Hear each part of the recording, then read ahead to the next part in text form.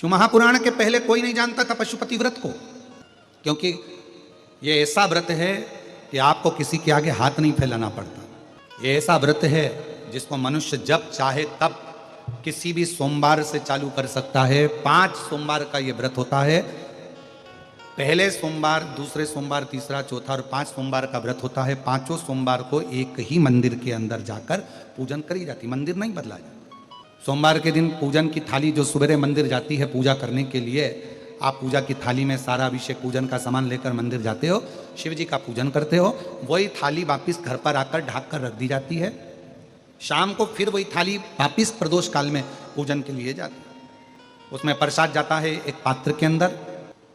3 हिस्से करने के लिए दोना या कागज या जो भी सामग्री आपके पास में हो वो जाता है।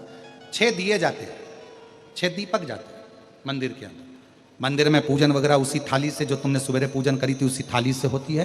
पूजन करने के बाद में 6 दिए जमीन पर रखे जाते हैं, 5 दिए प्रज्वलित करे जाते हैं, जलाए जाते हैं। प्रसाद के 3 हिस्से करे जाते हैं।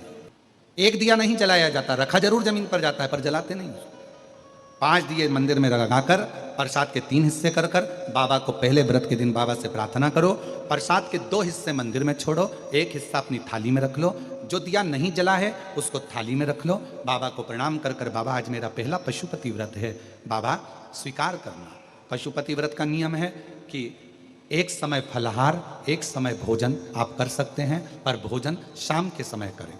और भोजन करने से पहले जो प्रसाद आप लेकर आए हो मंदिर से, वो प्रसाद पहले आपको खाना है। प्रसाद नमकीन नहीं जाता, मीठे का जाता है। बाजार का बना हुआ प्रसाद नहीं जाता। घर में मीठा भात बना लो, मीठे चावल बना लो, हलवा बना लो, सीरा बना लो, खीर बना लो, जो घर में बना सकते हो मीठा वो लेकर।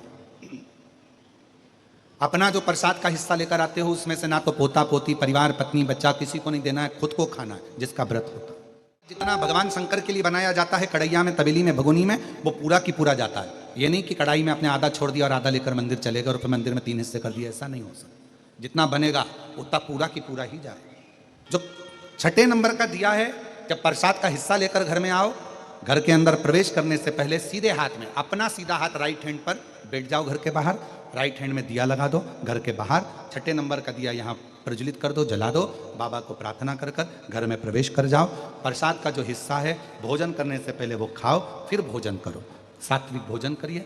ऐसे 5 व्रत होते हैं। बीच में अगर रजोधर्म आ जाता है, रजस्वला हो जाते हो, कहीं जाना पड़ जाता है, कोई फंक्शन आ जाता है, तो उस व्रत को नहीं गिना जाता, फिर अगला व्रत गिना जाता, उस व्रत को नहीं गिनता। पर होते 5 ही व्रत। जब 5वां व्रत पूर्ण हो पशुपतिनाथ का, 5वें व्रत के दिन फिर वही की वही पूजन का विधान। पर शाम के समय एक श्रीफल, 108 या तो चावल के दाने, मूंग के दाने, या 108 गुलाब की पंखड़ी, फूल, पत्ती, बेलपत्र, कुछ भी 108 सामग्री लेकर मंदिर जाना है। श्रीफल भेंट लेकर जाओ, बाबा को समर्पित करो। 108 दाने श्री शिवाय नमस्तुभ्यम कहकर, पंचाक्षर मंत्र नमः शिवाय कहकर या ओम नमः शिवाय कहकर चढ़ाओ। बाबा को अपनी कामना करो, बाबा आज मेरा व्रत पूर्ण हुआ है, स्वीकार करना बाबा।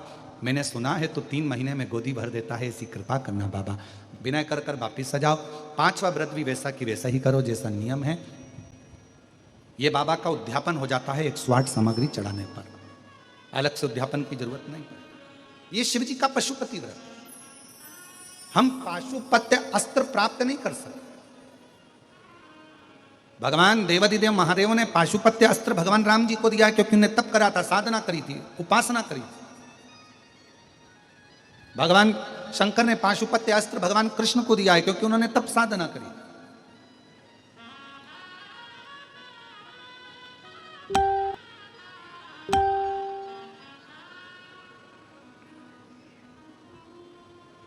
आप उससे निवेदन विनय कर